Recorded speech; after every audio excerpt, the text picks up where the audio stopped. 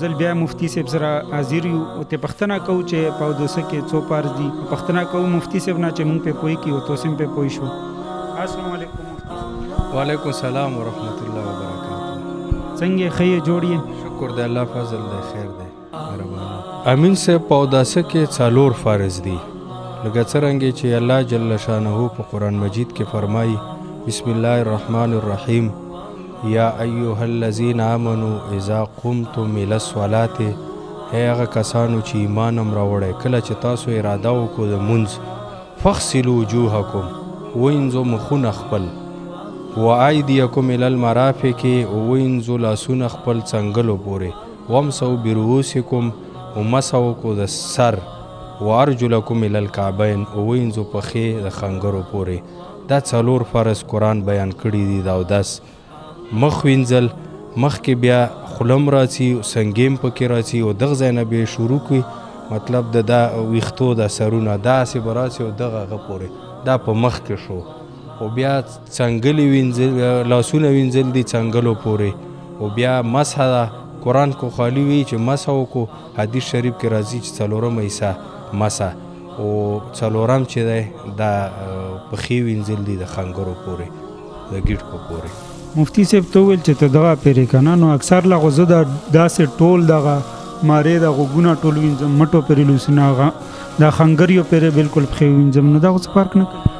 نه بس مخکې خو چې کړي صحیح ده اوس به مطلب دا دی چې سنتو طریقه باندې به اودس کړل غواړي او که یا چې عملي طور باندې خیر دی او اودس کې ته به هم په طریقه پوه شو کتونکو به هم پوه شي ورته وبېښو څرنګه د خواښه ده. مفتی صاحب واغه خو مې ډېره خو به ډېرې یخې دي بس خیر دی الله بې اجر یې کړي په یخو اوبو اجر یي بس اسلام کې خو لږه خواري هم غواړي. مفتی صاحب اودس کوم که نه لکه په اودسه کې ګنټه د پلوس وي یا د څه ګوتې متې سالای مالای پلوس وي نو دا وخت تل ښه دي که نه چې پلوس وي؟ نه بس خالی چې داسې خپل ځای نه وخوځئ اوبه ورننوځي مطلب وښکلو له ضرورت نه. زه اودس وکړم؟ اودس شروع کړه. بسم الله وایه. بسم الله الرحمن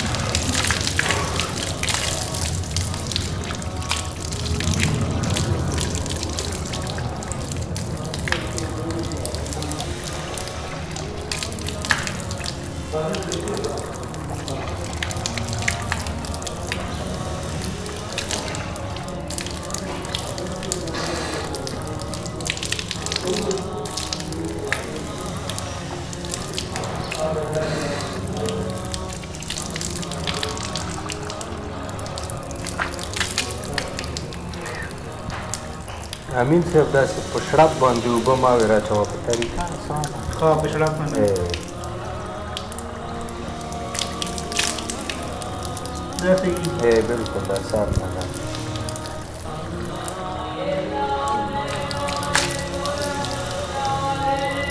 او که نه مخ څو ځلې درې ځلې هر اندام درې ځلې او که څلور شي فرق نه درې بیا خلاف سنت راځي درې ځلې پکې وینځل سنت هر اندام.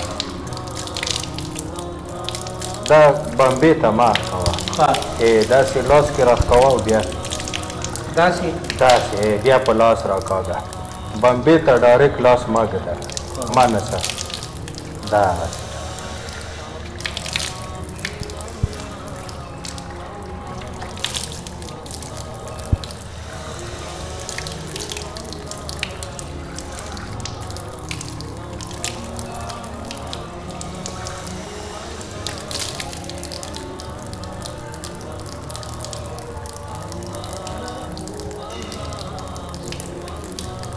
ماسته صحیح ده صحیح ده.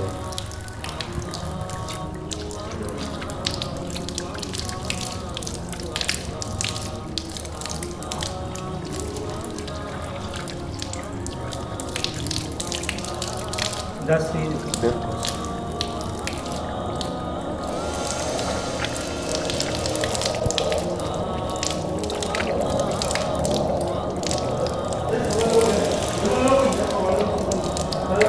ګوتې زره تانګې دي چې پکې دا پته نه شي. بس خیر دی کوشش کوه چې پکې وچ ځای پاتې نه شي.